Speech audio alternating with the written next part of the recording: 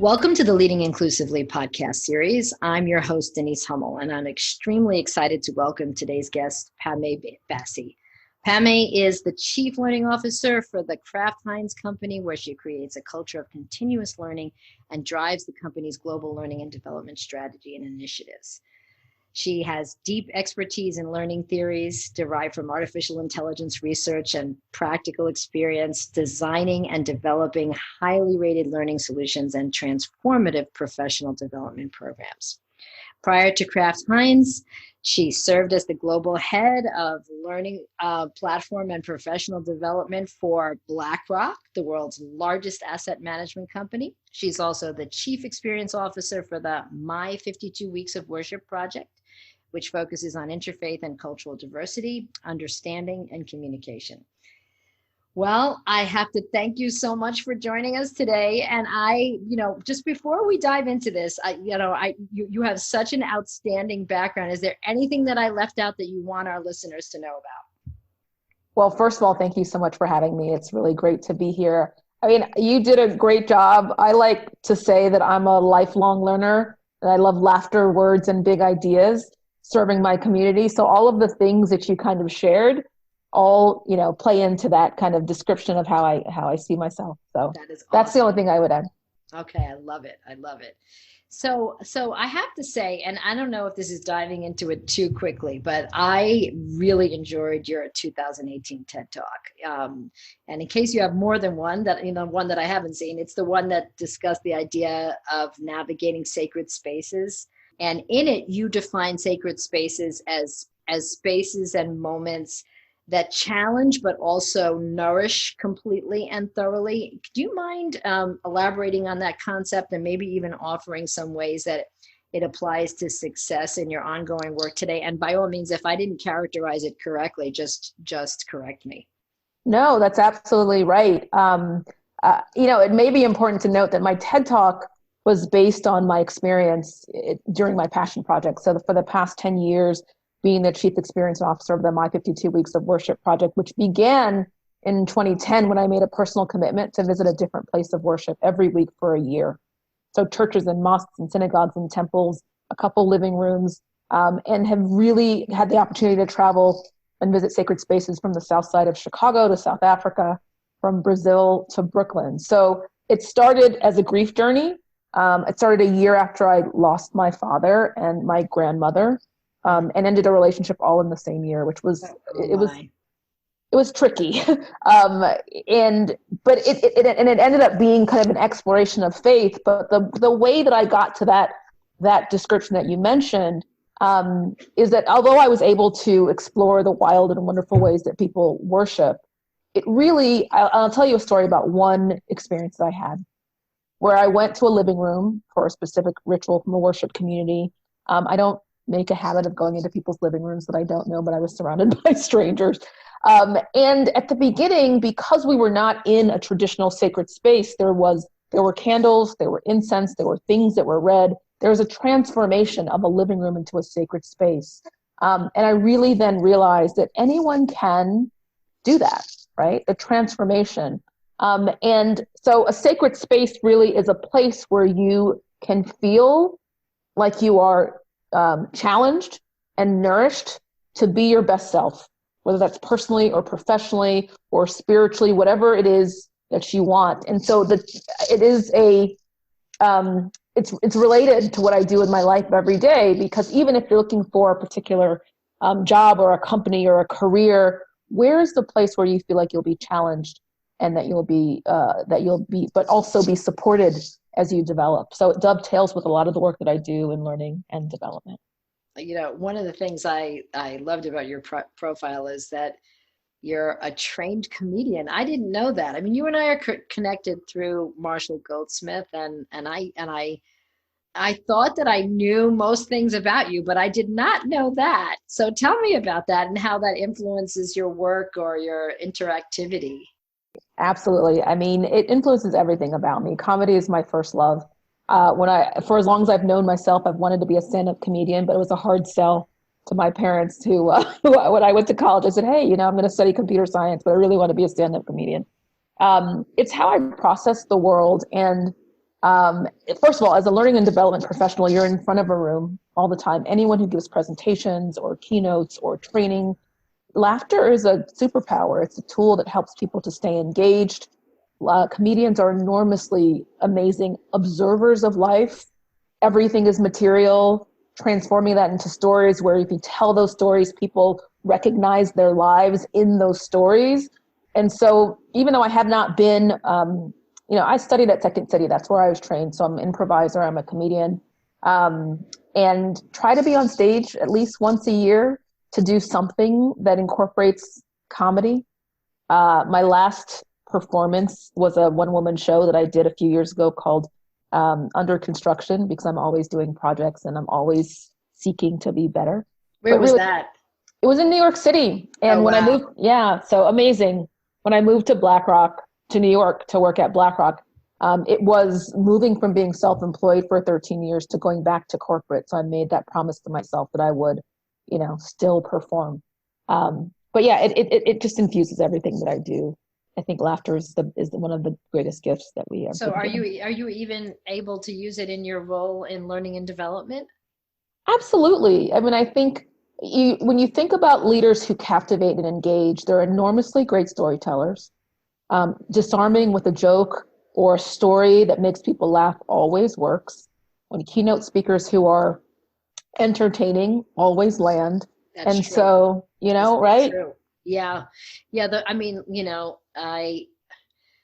Thinking back on my career, the times that, where I started getting really good reviews was when I started lightening up a little bit and interjecting just a little bit of humor. It definitely kind of makes everybody take a deep sigh, and you've created some sort of relatability and connection with the people that you're interacting with. So you have me thinking, because of course we've as you probably know, we've developed an app related to a different delivery mechanism for learning, and now I'm going to be thinking about how can I incorporate some humor into this. It's going to be interesting to do. So speaking of that,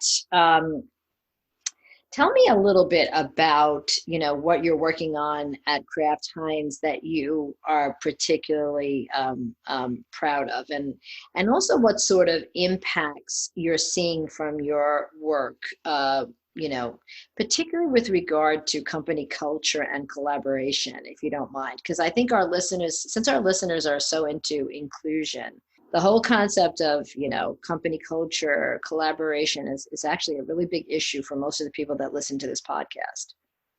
Sure. I like to say that my role as Chief Learning Officer is twofold. And one is creating a culture of continuous learning, bold creativity, and curiosity. So culture is enormously important to me. I've been in my role since in the beginning. A focus on developing a learning culture has been a focus for me. So side by side, of course, is the more traditional capability development, skill development, courses, learning events, training. But the cultural piece drives that, right? So initially, one of the things I'm really excited about is an initiative that I call Learn Like an Owner, and really taps into encouraging and inspiring people to take ownership of their learning and development. And when I was just a few months in at Kraft-Heinz, I started a project, and I like projects. I'm inspired, frankly, by my 52 weeks of worship and seeing how doing something big in small pieces has such great impact, where I promised the organization I would learn something new every day for a year, 365 days of learning, and then share it back in our internal network. Wow. Yeah. So it was, amazing. Imagine no holidays, no weekends, reading articles and podcasts, listening to podcasts and taking e-learning courses and going to conferences and sharing it out. And then really modeling, as I think all senior leaders need to, what it means to be a lifelong learner, what it looks like, that it takes 10 minutes some days and 2 hours other days, but that you can make that commitment. And so that has become kind of the hashtag that defines our learning culture. And I'm really excited about that. Yeah, and I think it's a mindset too, right? Because even if we don't have the time or access to, let's say, a podcast or even an article, if we have that learning mindset, we're actually learning something every day, right? I mean, I learned that you were a trained comedian. I never knew that. I learned by interacting with my children, something new about just interrelatability. I learn, from my team, on a daily basis. So, but if I didn't see it that way, if I didn't have that learning mindset, then this information would be coming at me, and I wouldn't necessarily even see it as a learning opportunity. You're absolutely right. It hones that skill of seeing everything as a potential for learning something new, and gets you into that practice of, okay, first I learn, then I reflect on what I learned. Then I determine what I need to practice. I practice something. Perhaps I'm a senior leader and I say, you know what, I want to practice, today speaking up in this meeting, or I want to practice negotiating. And then once you practice something, you reflect again. Did that work? It didn't work. So it's more than just, hey, I read an article. It's getting into that practice of learning and reflecting and practicing and repeating and looking at everything as an opportunity to learn. Now, of course, that we're really very focused on AI right now, based on the development of our app and platform. And so, of course, I need to pick the brain of a senior leader in enterprise in learning and ask, to what extent have you tried to incorporate, well, technology generally, I assume that you're using technology, but even AI, if you happen to be utilizing it. I'm just interested in the technology assets that you're using to further expand, and innovate your learning strategies. Sure. So, I mean, my background is in AI. It infused my initial entry into technology-enabled learning. I used to do only technology-enabled learning. And that was, I mean, frankly, back when we were doing 40-hour simulations, immersing people into virtual worlds, and that sort of thing. Technology has changed a great deal, because then nobody was looking at a screen all day. Now everybody is. And so really having to right-size learning experiences. People talk about micro-learning and now even nano-learning, like get in as much content as you can in a very short period of time, because people's basically attention spans have shrunk. That's right.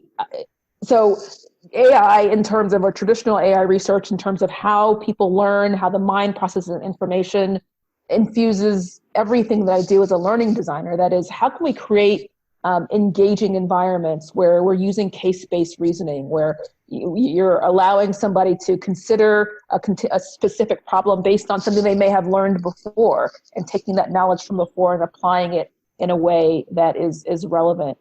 You, I'm sure, are very aware of machine learning and the power of being able to customize learning experiences so that I'm getting exactly what I need depending on what my particular learning goals are. And that's actually something that I'm really interested in. So I would also say that measuring impact and using data analytics and the immense power of analyzing the data that's available to say, these are the investments we're making in our learning platform, in our learning experiences. What do people like? What are they using? What are they not using? Let's make sure to get rid of what people are not using and invest more in what people are using. So technology is helpful in all of those ways. So I think I cannot resist, of course, asking you. I mean, I have the opportunity to learn from you related to machine learning. So as you know, the app that we've developed is specifically focused on behavior change. So the machine learning that we're focused on is trying to make sure that the machine, the app, understands the type of learning that this particular user is interested in. So the depth, do they like long articles? Do they like auditory, visual?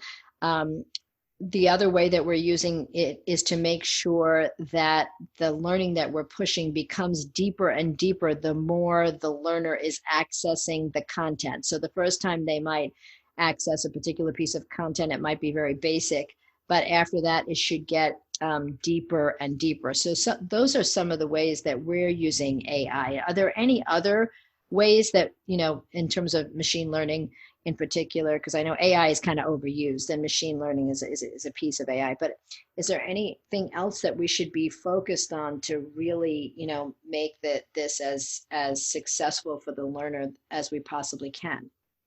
I mean, I think that you highlighted two really amazing areas of focus, right? So in the process of making a learning commitment or creating a learning habit, I talk about finding a trusted source of what are your trusted sources of learning.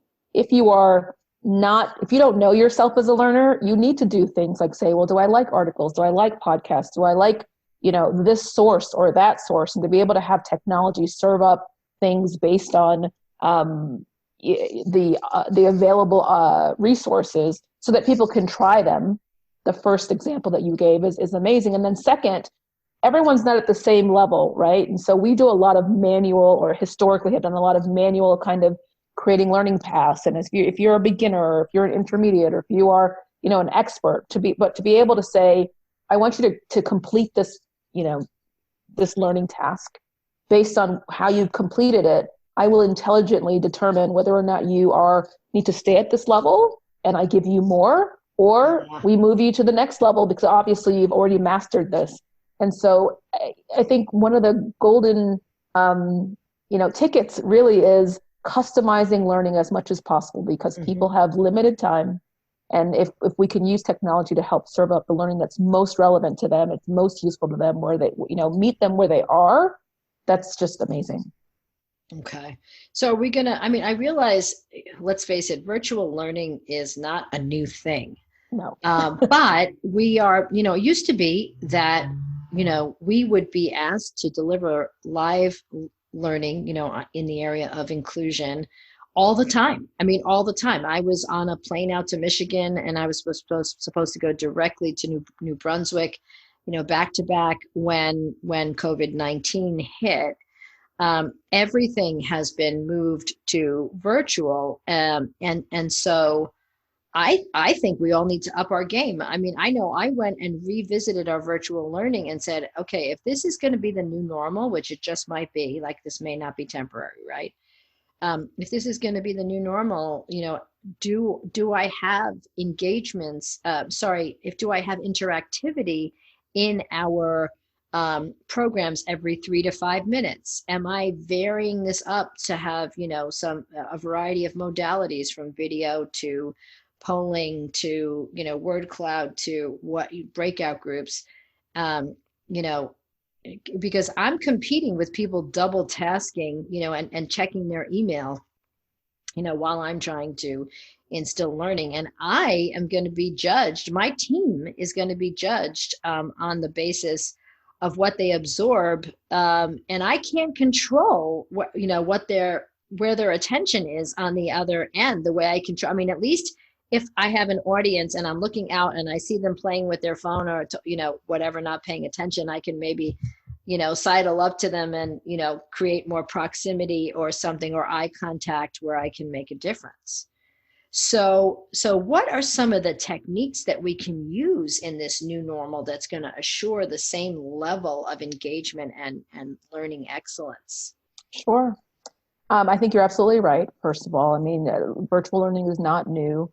But it is now being thrust into the forefront because of the circumstances that we find ourselves in. I like to tell my team, you are a learner yourself, right? So if you're bored to tears, rest assured that your audience will also be bored to tears, right? Think about the things that engage you. Outside of the e-learning world, people have so much access to customized, highly engaging multimedia throughout the internet and various other, even, in the way that we receive information. And then you come to an e-learning course and you're clicking through, and I'm really allergic to bad e-learning. Click here, take a nap, click here, go do your laundry, click here. Okay, look, I got the certificate. So really drawing inspiration from the things on the places that you find intriguing. People are so delighted when you are thoughtful about interactivity in a virtual world. I was on a webinar the other day, and literally there were 2 polls in the middle of a 45-minute webinar, and the reaction was, oh, that was amazing.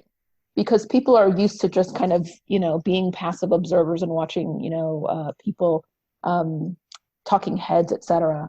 So I think a lot of the things that you mentioned where you are, asking people to participate, you're calling on people virtually, you're at the beginning of your learning experience, letting people know this is not going to be something where you passively watch. I need to, I'm soliciting your input, and I value your contribution.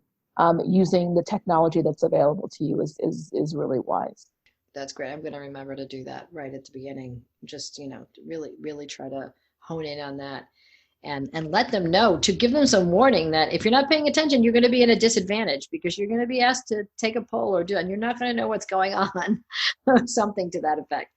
I will take your advice. Okay, what about trends? Now I'm a little concerned that if I had asked you this question, 3 weeks ago, you might answer the question differently than you might answer it right now with COVID-19 trending. But just in general, what are some of the trends that we should be aware of in learning and development? Well, I think everyone's talking about the future of work. Even before the, COVID-19 hit, trying to figure out how technology is going to change the way we do work.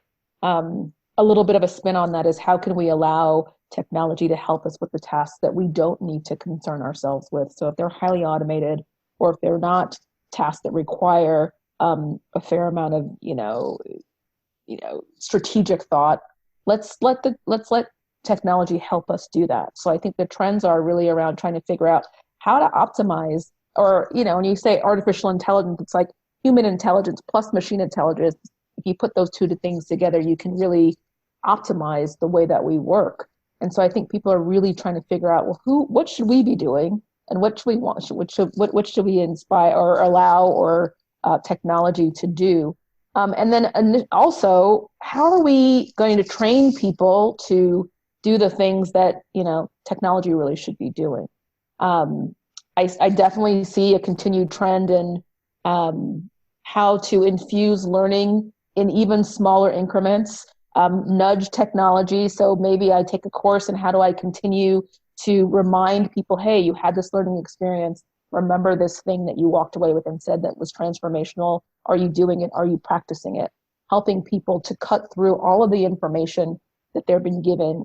I don't know about you, but I get 4 billion emails a day.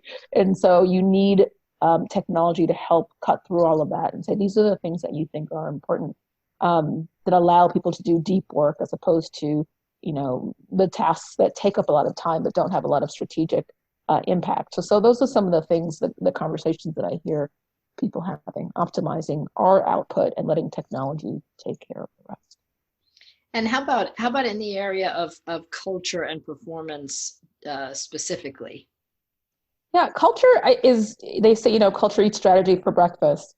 Everybody wants to work for a high performing organization that has a strong culture. We at Kraft-Heinz are doing a lot of work around purpose and leadership principles and our values, making sure that everyone's very clear on what we stand for as an organization, what to expect when you work there. And, I'm a big fan of figuring out what you are about and then stating it repeatedly so everyone really understands this is okay. She's consistent. She's saying, like, for me, I'm a lifelong learner. I think learning is a superpower. I'm going to keep saying that as I'm creating a learning culture.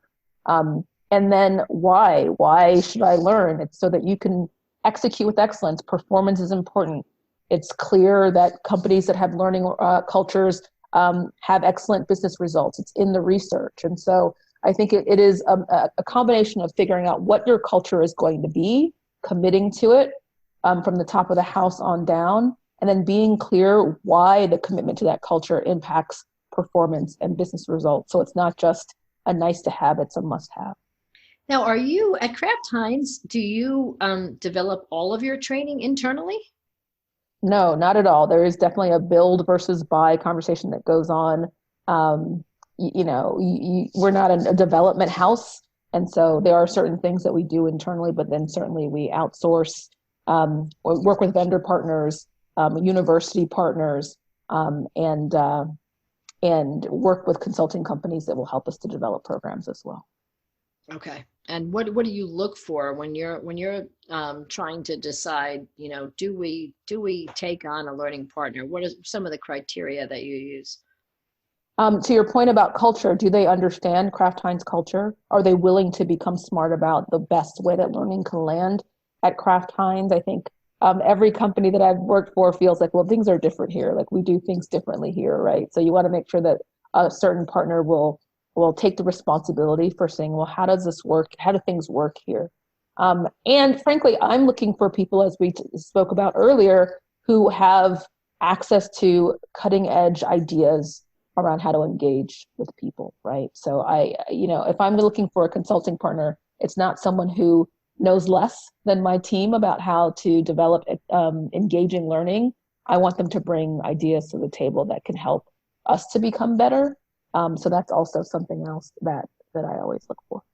Makes sense. And I don't know, maybe I'm making an assumption, based on how we engage, but to me, we try to be a partner. So we're looking for a thought partnership that results in a mutual win-win. Do you feel that way as well? Absolutely. Absolutely. Because any other way, I mean, nobody wants to be an order taker. And so to be able to say, this is what we're trying to accomplish, here are our learning objectives, here are our performance objectives. And to your point about behavior change, this is what we want our employees to be able to do after they go through this learning experience, and then bring that to the table with a group of hopefully creative and experts and learning professionals to help us with that program is what we're looking for. Okay, great. By the way, if our listeners want to see you in action in terms of your comedy, what could they Google, or what could they input on YouTube to find you? Well, Denise, all of my stand-up is on lock. I do have a YouTube channel, but my one-woman show is password protected. So I mean, I would say that my keynotes, I do try to incorporate humor. It's of course a little bit different than stand-up, but I wish I could say go to this place so you can see me perform, but I can't tell you. Well, to my listeners, I have the inside track because we're actually friends. So I might be able to pilfer that password if I promise never to share it with you guys. It's possible. Anything is possible. Super mean. No. We will look for your keynotes and see that humor being incorporated and try to learn from it. And tell our listeners the title of your TED Talk, although I'm assuming they could put in your name and TED Talk and they would find it, but is there a title that they could search for as well? That's correct. Of course, with a name like Pamay, it's not too hard to find. Exactly. But the name of my TED Talk is Navigating Sacred Spaces. And I'd love for anyone to let me know what they think. How did you get your nickname, by the way? Your full name is spelled, I'm not even going to say it, Ekpedeme. Correct. Ekpedeme is my name. I'm first generation. My parents were born and raised in Nigeria, West Africa, so my name is Nigerian. And it's actually a great story. My name is in my father's language. And so my father spoke my mother's language, and my mother didn't speak my father's. And so she gave me a nickname that sounded like Pamay. I didn't actually spell it until I was 10. And when I was in junior high school, I went to a new school and they said, how do you spell your name? And I thought, well, I don't know. I've never spelled it. By the end of the day, Pamay. I just made it up, basically the spelling, but it is kind of a shortened form of my full name. But that was phonetically what she was using as a nickname. Yeah. Okay. Very cool. Very cool. Well, this has been really, really fun. Is there anything that you'd like to leave your listeners with, and that I haven't asked you about? I mean, I will just give a plug because I do really believe in the transformative power of learning, and especially in these trying times where there's so much uncertainty. I'll tell your listeners what I tell my organization, that let's learn our way through it. And like you said, everything that comes into your line of sight is an opportunity to think, okay, what can I learn from this? How can I adapt? What am I supposed to do with this information? And if you become the kind of person that thinks of yourself as a learner, it helps you deal with uncertainty. And we are faced with so much of that right now. So take the time to learn new things, to reflect on what they mean to you, to practice the things that you think are useful to you, keep what's useful, discard what's not. And I think it's really it's a really an enriching way to approach challenging situations. I agree. And I think if we take that approach, that we'll emerge stronger. We're all going to learn some very important lessons about this situation, as individuals, as professionals, as organizations, which will make us more prepared for, inevitable disruption, because there always is, right? Some of the disruption is positive, some is negative, some is neutral. But at the end of the day, the more strategy and planning we can do leads us, actually, ironically, to more agility. So I think that learning mindset actually is going to be at the central core of getting us through this next period of time. Agree. I definitely agree. All right. Well, listen, thank you so much for joining us. For those of you who are out there who follow us, thank you so much. We'd love for you to leave a rating for us, and we'd love to see you again next time. Thank you so much for joining us.